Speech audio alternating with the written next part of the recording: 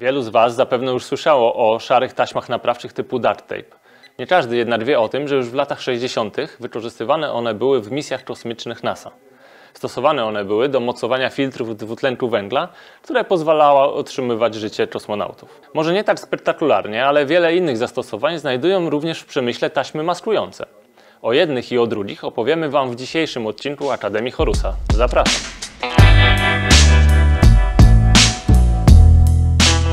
Dzisiaj rozmawiamy sobie o taśmach naprawczych oraz taśmach maskujących. Jest to temat dosyć bliski każdemu człowiekowi, bo używamy tych taśm w domu bardzo często, nie tylko przeznaczone są do biznesu.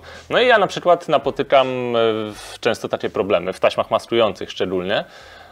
No, nie ukrywam, kupuję wersje ekonomiczne czy budżetowe, często do remontów prostych w domu, ale mam takie problemy, że taśma zrywa się z rolki, że odchodzi od ściany, zanim zacznę proces malowania, farba gdzieś tam podpływa, nie uda się zrobić prostej linii odcięcia, gdzieś tam jakieś zygzaki powstają.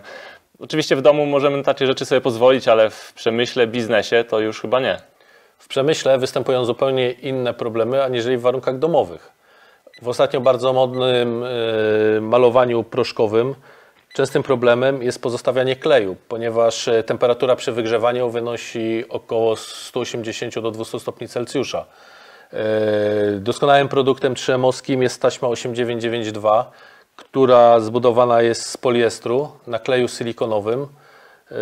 Nadaje się doskonale do takich aplikacji, ponieważ przy odrywaniu nie pozostawia śladów kleju. Taśmę poliestrową możemy ciąć na dowolne szerokości u nas w firmie, ale występuje ona również w dwóch wariantach, z dodatkowym linerem, jak i bez niego. Dodatkowy liner daje nam możliwości wykrawania skomplikowanych kształtów potrzebnych do aplikacji.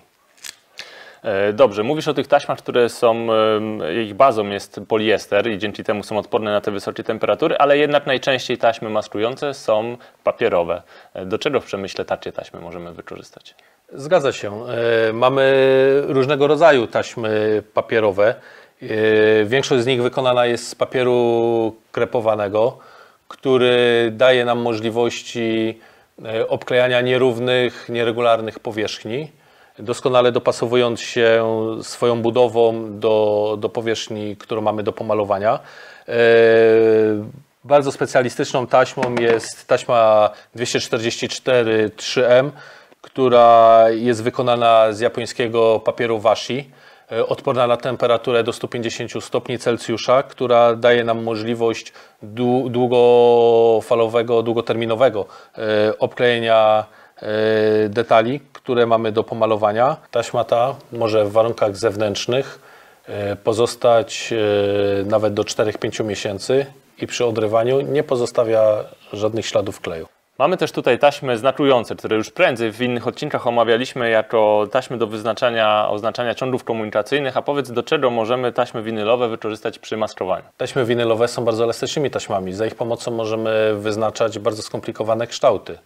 Przykładowo w aplikacjach samochodowych potrzebne są bardzo wąskie i precyzyjne linie odcięcia, gdzie doskonałym produktem jest 5 mm taśma 471+. Taśmy maskujące, na koniec warto wspomnieć, mogą służyć do chwilowego przytrzymywania niektórych elementów, jak i do oznaczania przykładowo błędów produkcyjnych.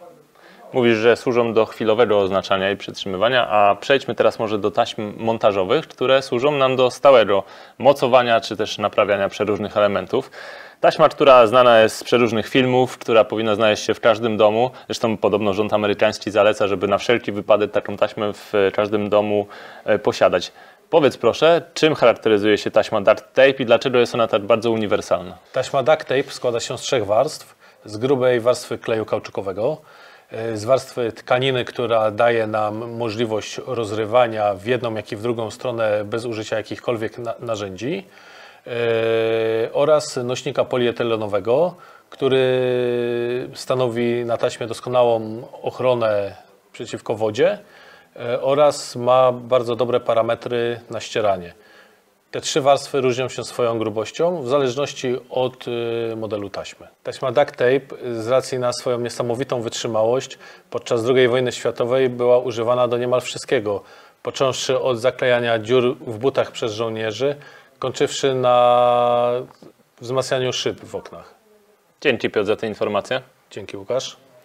Na koniec jeszcze taka ciekawostka. Już w roku 1942 na zlecenie amerykańskiej armii została wynaleziona właśnie tak mocna i wytrzymała taśma na potrzeby przytrzymywania kaset magazynków w karabinach.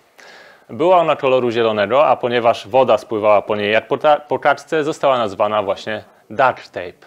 Po wojnie taśma ta znalazła swoje zastosowanie w budownictwie. Wykorzystywano ją do montażu kanałów wentylacyjnych, grzewczych i klimatyzacyjnych. Kanały te zazwyczaj miały kolor srebrny, w związku z tym taśma też zmieniła kolor z zielonego na szary. Zmieniono również przy okazji nazwę produktu na duct tape. Standardowo zapraszam Was do oglądania kolejnych odcinków Akademii Horusa, a jeżeli jeszcze tego nie zrobiliście, polubcie nasz fanpage na Facebooku, zasubskrybujcie kanał na YouTubie i bądźcie na bieżąco z nowymi filmami. Cześć!